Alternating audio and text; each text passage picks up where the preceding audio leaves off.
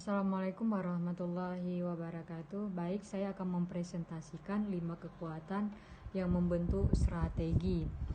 Analisis peluang bisnis dibutuhkan untuk memahami dan menghadapi kompetisi yang terjadi. Seringkali karena begitu semangat oleh peluang di depan mata, kita terlena dan meremehkan kompetisi yang bisnis.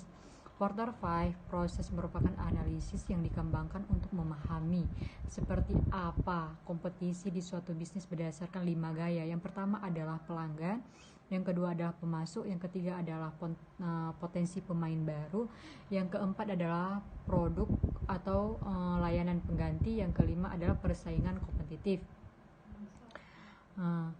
Habis itu yang pertama adalah daya tawar pelanggan. Bagaimana yang dimaksud dengan daya tawar pelanggan? Merupakan analisis tentang kekuatan pelanggan pada suatu bisnis atau industri. Daya tawar pelanggan dibutuhkan mengetahui kemampuan pelanggan dan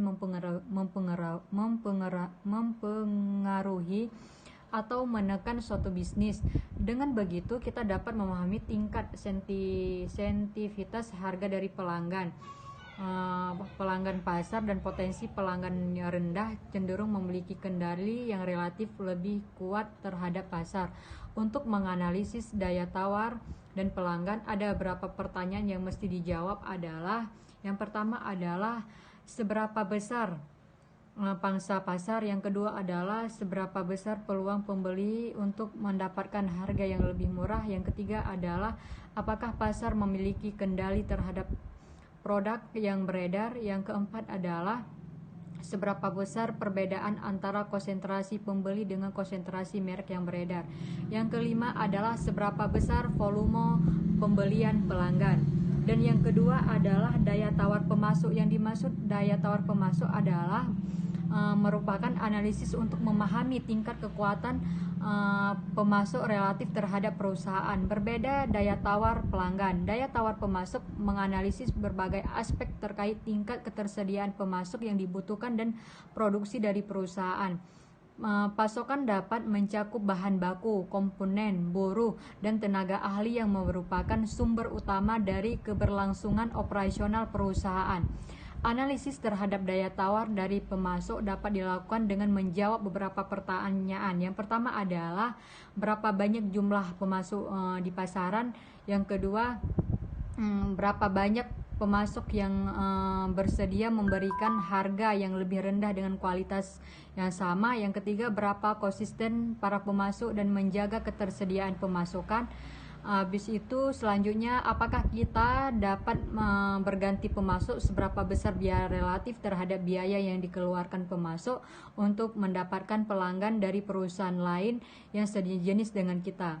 Selanjutnya, seberapa banyak ketersediaan alternatif pengganti dari pemasokan yang saat ini digunakan.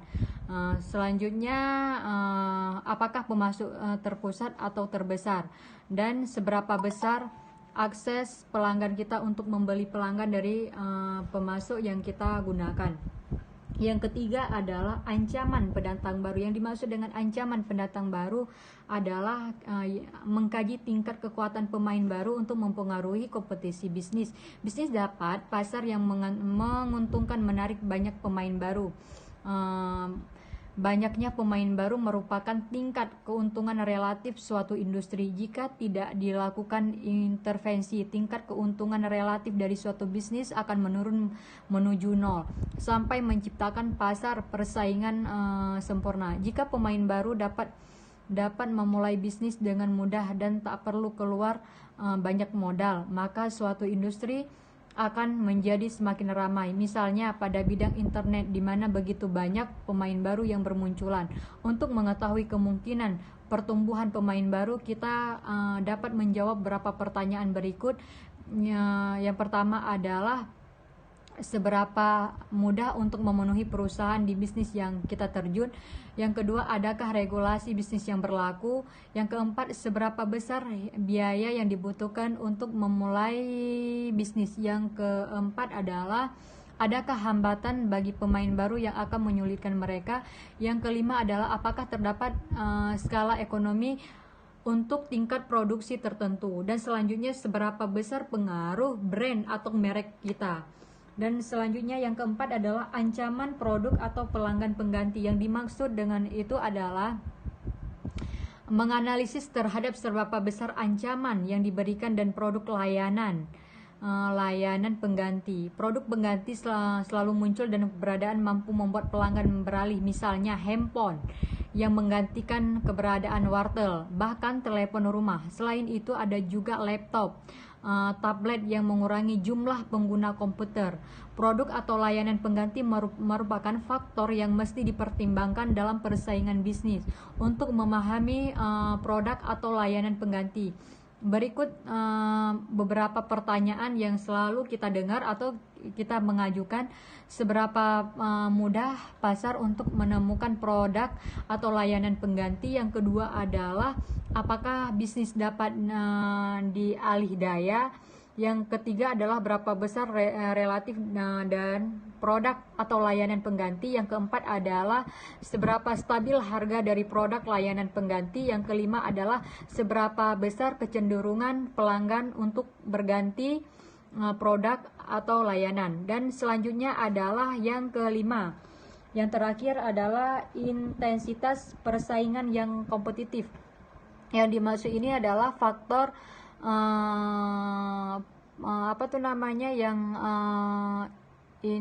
atau intensitas persaingan kompetitif merupakan faktor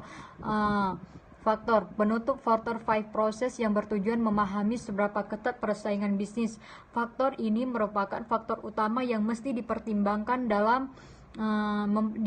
dipertimbangkan sebelum memasuki persaingan bisnis. Suatu bisnis menarik dimasuki jika persaingan tidak ketat. Akan tetapi biasanya bisnis tersebut berumur pendek. Meskipun demikian, persaingan ketat jelas dan menyulitkan bisnis kita untuk tumbuh dan berkembang. Untuk memahami bagaimana tingkat persaingan pasar, berikut ada beberapa pertanyaan yang mesti kita jawab dan mesti kita lakukan. Yang pertama adalah seberapa ketat level persaingan pada bisnis kita. Yang kedua adalah seberapa banyak kompetitor pada bisnis yang kita terjuni. Yang ketiga adalah seberapa kuat kompetitor yang ada. Yang kelima adalah bagaimana tingkat persebaran masing-masing kompetitor. Yang kelima, bagaimana tingkat pertumbuhan industri. Dan seberapa bersaing produk kita di pasaran, dan seberapa mudah pelanggan berganti produk, dan berapa besar biaya yang mereka keluarkan relatif terhadap produk kompetitor. Agar dapat bersaing di pasar, suatu bisnis sebaiknya memiliki keunggulan pada suatu dari 5 gaya yang terdapat pada Porter 5 Process. Semakin banyak gaya yang unggul, maka semakin menarik bisnis tersebut. Akan tetapi jika perusahaan ternyata terlalu dominan, unggul, dan lemah, maka segera ulangi analisisnya akurat, atau kita bisa dalam mendefinisikan ruang lingkup bisnis hanya untuk berjaga-jaga, kecuali jika memang sepertinya tidak kesalahan dan kesalahpahaman. Baik Pak, sudah cukup presentasinya. Mohon maaf belum bisa bergabung di mata kuliah Bapak karena ini masih dalam kondisi di Aceh dan masih dalam isolasi selama 2 minggu. Terima kasih banyak Pak Jerry. Saya akhiri, wabillahi taufiq wal hidayah. Wassalamualaikum warahmatullahi wabarakatuh.